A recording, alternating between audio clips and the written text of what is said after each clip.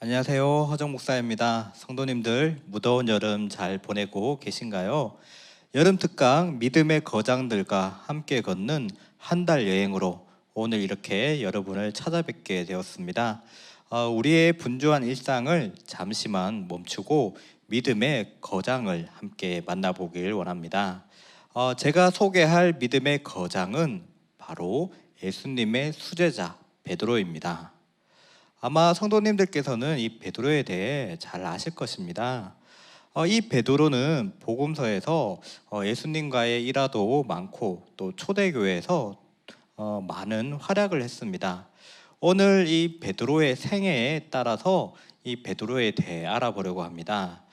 총 4번의 순서가 있는데요. 첫 번째로 제자 이전의 삶과 부르심에 대해서, 그리고 두 번째로 제자의 길과 신앙 고백에 대해, 또 세 번째로 베드로의 배신과 다시 부르심, 그리고 네 번째로 베드로의 초대교회 사역과 죽음에 대해 한번 알아보겠습니다. 먼저 오늘 첫 시간으로 베드로가 제자 이전에 어떻게 삶을 살았는지, 그리고 예수님께서는 이 베드로를 어떻게 부르셨는지에 대해 알아보도록 하겠습니다. 먼저 예수님을 만나기 이전에 베드로에 대해 알아보겠습니다. 베드로의 원래 이름은 시몬이었습니다. 그런데 예수님을 만나고 예수님께서 베드로에게 반석이라는 의미로 이 베드로라는 이름, 아람어로는 게바라는 이름을 주셨습니다. 베드로의 가족도 성경에 자주 등장합니다. 베드로에게 형제가 있습니다. 다 아시죠? 같이 어부 일을 하다가 예수님을 만나 제자가 된 동생 안드레가 있습니다. 베드로와 안드레의 아버지는 마태복음에서는 요나라는 이름으로 나오고 요한복음에서는 요한이라는 이름으로 나옵니다. 이 두 차이는 요하난이라는 그 히브리식 이름을 헬라어로 바꾸면서 생긴 발음 차이로 보시면 될 것 같습니다. 베드로는 또 결혼을 했습니다. 고린도전서 9장 5절에서 바울은 베드로가 사역을 하는데 아내를 데리고 다녔다고 합니다. 아내와 아마도 잠시도 떨어지기 싫어서 아마 베드로는 아내를 데리고 다니면서 그렇게 복음을 전파하지 않았나 싶습니다. 그렇다면 이 베드로는 진정한 사랑꾼이 아닐까요? 또 이 베드로의 장모님에 대해서도 성경에 나오는데요. 마가복음에 베드로의 장모님은 가버나움에 있는 베드로와 안드레의 집에 살고 있었다고 합니다. 지금도 가버나움에 베드로의 이 집터가 있습니다. 지금은 이제 카톨릭 프란체스코 수도회에서 관리하고 있는데요. 이 베드로 집터 위에 투명한 유리를 깔고 그리고 그 위에 팔각 지붕한 성당을 세워 놓았습니다. 나름 이 집터를 보존하고 또 순례객들에게 이 집터를 잘 보여주기 위한 방편으로 그렇게 건축한 것으로 보입니다. 성경에 베드로의 장모님은 심한 열병에 걸려서 위독했다고 합니다. 아마 지금의 어떤 장티푸스나 말라리아와 같은 병이 아니었나 추측되는데요. 당시에 이러한 병은 죽을 수도 있는 그런 병이었습니다. 그런데 예수님께서 이 집에 친히 방문하셔서 그 장모님의 병을 깨끗이 고쳐주셨습니다. 베드로의 고향은 갈릴리에 있는 벳세다입니다. 제 뒤로 보이는 이 지금 영상이 갈릴리 그 호수 영상인데요. 이 베드로는 갈릴리에 있는 벳세다라는 곳에서 살다가 장성한 후에 갈릴리 그 서편에 있는 가버나움에 자리 잡고 또 그곳에서 결혼도 하고 동생과 장모님과 함께 산 것 같습니다. 베드로와 안드레는 이 갈릴리에서 어부 일을 했습니다. 예수님을 만났을 때 그의 배를 타고 있었던 것으로 보아서 그는 자기의 배를 소유한 어부였습니다. 당시에 배를 소유한 어부는 꽤나 이제 부유한 사람이었다고 합니다. 그래서 이 배를 소유한 선주에다가 그리고 가족들이 전부 살 수 있는 집을 소유할 정도면 이 베드로의 살림살이가 꽤나 부유했던 것 같습니다. 베드로가 어부 일을 했던 갈릴리는 내륙의 민물 담소입니다. 우리가 흔히 이제 갈릴리 바다라고 하지만 히브리 사람들은 물이 많은 곳이면 뭐 이제 가리지 않고 이 바다라고 불렀기 때문에 이 갈릴리도 호수지만 바다라고 이렇게 불렀던 것입니다. 그래서 우리가 흔히 갈릴리 바다로 알고 있지만 이 갈릴리는 민물 담소입니다. 이 갈릴리에는 50여 종의 어류가 살고 있습니다. 지금 성지순례로 이 갈릴리를 방문해 보시면 이 갈릴리 근처 식당에서는 베드로 고기라는 물고기를 튀겨서 판매를 하고 있습니다. 우리나라에서는 이제 틸라피아 또는 이제 역돔이라고 불리는 물고기가 있는데요. 그 물고기가 이제 베드로 고기입니다. 진짜 이 베드로가 이 고기를 잡았는지는 모르겠습니다. 그래도 지금 갈릴리에서 이 고기를 양식해서 맛있게 요리해서 팔고 있으니까 혹시나 이제 성지순례를 가시면 이 베드로 고기를 꼭 한번 드셔보시면 좋을 것 같습니다. 이렇게 어부일을 하던 베드로는 예수님을 만나고 인생이 달라지게 됩니다. 베드로가 예수님을 만난 일에 대해 요한복음과 공관복음의 이야기가 조금 차이가 납니다.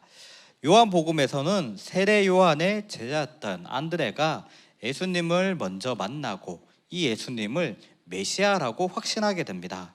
그래서 메시아이신 예수님에게 자기 형 베드로를 소개시켜 드립니다. 베드로는 이 예수님을 만나고 예수님께 반석이라는 의미의 이름을 얻게 됩니다. 그러나 이제 공관복음에서는 갈릴리에서 어부일을 하다가 예수님을 만난 것으로 나옵니다. 뭐 이 두 이야기가 충돌될 수도 있다고 생각하실 수도 있는데 요한복음은 이 공관복음이 쓰이고 나서 30년 후에 쓰여진 성경책입니다. 요한복음의 성경의 기자는 분명히 공관복음을 알고 있었습니다. 요한복음의 성경의 기자는 이 공관복음의 부족한 부분들을 이제 보충하는 식으로 그렇게 이제 성경을 저작했다 보시면 될 것 같은데요. 그렇다면 요한복음에서 이렇게 첫 만남을 갖고 그리고 나중에 갈릴리에서 예수님과 제자들이 다시 만나서 예수님께서 제자들을 이렇게 제자로 부르셨다. 그렇게 이해를 하시면 더 좋을 것 같습니다. 마가복음과 마태복음에서는 예수님께서 이 제자들을 만나는데 만나자마자 나를 따르라 그 말만 하십니다. 그러면 이 제자들이 전에 만났던 그 기억이 있기 때문에 이 예수님이 누구신지 알아보고 군말 않고 그대로 따라가게 되는 것입니다. 그렇게 이해한다면 우리가 성경을 좀 더 조화롭게 이해할 수 있을 것 같습니다. 예수님과 베드로의 만남이 가장 드라마틱하게 나오는 복음서는 누가복음입니다. 갈릴리에서 이 예수님을 만나는데 누가복음은 특별한 사건을 이야기합니다. 베드로와 안드레 그리고 그 동업자인 야고보와 요한이 두 척의 배로 이 밤새 갈릴리에서 물고기를 잡았습니다. 그러나 물고기를 한 마리도 잡지 못하고 날이 새고 그리고 조업을 접고 이제 그물을 손질하고 깨끗이 청소하고 있었습니다. 그때 예수님께서 이 베드로의 배에 오르십니다. 예수님은 이 배를 육지에서 조금 떨어진 곳으로 대라고 하십니다. 베드로는 군말 없이 따릅니다. 그리고 예수님께서는 그 베드로의 배에서 사람들에게 복음을 전파하십니다. 예수님께서 이 갈릴리에서 활동하실 때 예수님의 이적을 보고 또 예수님의 뛰어난 그 가르침을 보고 사람들이 많이 몰렸습니다.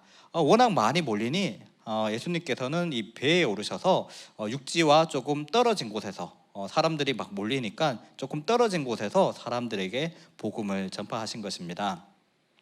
예수님께서 복음을 다 전파하시고 베드로에게 깊은 데로 가서 그물을 내려 물고기를 잡으라고 말씀하십니다. 베드로는 밤새도록 물고기를 잡다가 한 마리도 잡지 못했고 이제 그물을 다 긋고 다 뒷정리까지 다 끝났는데 그런데 예수님께서 깊은 데로 가서 그물을 내리라고 하십니다. 그러나 베드로는 예수님이 어떤 분이신지 그 말씀을 듣고 또 그 만남을 통해 어떤 분인지 알고 그 말씀에 순종합니다. 그리고 베드로는 깊은 곳에 가서 그물을 내렸는데 그물이 찢어질 만큼 많은 물고기가 걸리게 됩니다. 베드로와 안드레의 힘으로 그 그물을 들어올리지 못하자 그 동업자인 야고보와 요한도 불러서 함께 그물을 2배 가득히 끌어올렸다고 합니다. 예수님은 베드로에게 이제 더 이상 물고기를 잡는 어부가 아니라고 말씀하십니다. 너는 이제 사람을 구원하는 나의 제자가 될 것이라 예수님께서 말씀하십니다. 이 말씀에, 예수님의 이 부르심에 베드로는 그대로 순종합니다. 그리고 가족과 직업과 일과 고향과 모든 것을 버려두고 예수님을 따르게 됩니다. 오늘 이렇게 베드로에 대해서 알아보았습니다. 베드로가 주님을 만나기 전에 어떻게 살았고 또 주님께서는 어떻게 베드로를 부르셨는지 우리가 함께 보았습니다. 우리에게도 이런 베드로와 같은 순종과 믿음이 있길 원합니다. 주님께서 말씀하시면 그대로 따르는, 또한 따라가는 그러한 제자가 되길 소망합니다. 다음 이 시간에 베드로의 그 제자의 삶과 또 베드로의 신앙 고백에 대해서 알아보도록 하겠습니다. 감사합니다.